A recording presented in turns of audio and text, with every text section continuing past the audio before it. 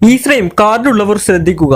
കേരളത്തിൽ ഉള്ള ഉപഭോക്താക്കൾക്ക് 4 ആനുകൂല്യങ്ങൾ ലഭിക്കും. പൊതുജനങ്ങൾ അറിഞ്ഞിരിക്കേണ്ട ഏറ്റവും പ്രധാനപ്പെട്ട വിവരങ്ങളിലേക്ക്. അപ്പോൾ എല്ലാവരും ആദ്യം തന്നെ ഈ വീഡിയോ ഒന്ന് ലൈക്ക് ചെയ്തു വെക്കുക.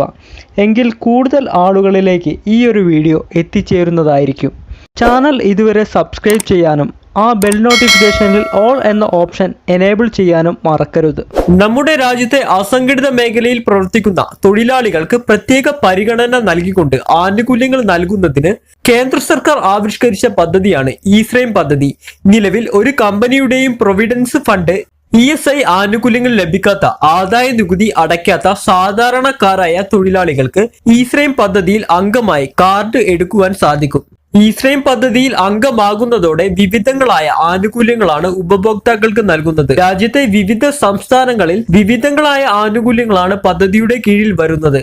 ഉത്തർപ്രദേശ് സംസ്ഥാനത്ത് പദ്ധതിയിൽ അംഗങ്ങളായ ആളുകൾക്ക് ധനസഹായ വിതരണം നൽകിയത് ഇതിന് ഉദാഹരണമാണ്. കൂടാതെ വിവിധ സംസ്ഥാനങ്ങൾക്ക് മറ്റ് പല ആനുകൂല്യങ്ങളും ഇപ്പോൾ പ്രഖ്യാപിച്ചിട്ടുണ്ട്. കേരളത്തിൽ ഉള്ള ആളുകൾക്ക് പ്രയോജനകരമാകുന്ന പ്രധാനപ്പെട്ട 4 അറിയിപ്പുകളാണ് ഇപ്പോൾ വന്നിരിക്കുന്നത്.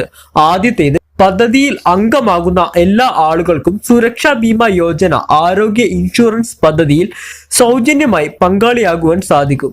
2 ലക്ഷം രൂപയുടെ ആരോഗ്യ ഇൻഷുറൻസിൽ ആണ് തൊഴിലാളികൾക്ക് ചേരുവാൻ സാധിക്കുക. രണ്ടാമത്തേത്, കേരളത്തിലെ കർഷകർക്കുള്ള ആനുകൂല്യമാണ്. കേരളത്തിൽ ഇ-ശ്രേം കാർഡ് എടുത്ത കർഷകർക്ക് കേന്ദ്ര സർക്കാരിന്റെ കിസാൻ മൻധൻ യോജന പദ്ധതിയിൽ പങ്കാളിയാകുവാൻ സാധിക്കും. 3000 രൂപയുടെ പെൻഷൻ നൽകുന്ന പദ്ധതിയാണിത്. 18 വയസ്സ് മുതൽ 40 വയസ്സ് വരെയുള്ള കർഷകർക്ക് പദ്ധതിയിൽ ചേരുവാൻ സാധിക്കും.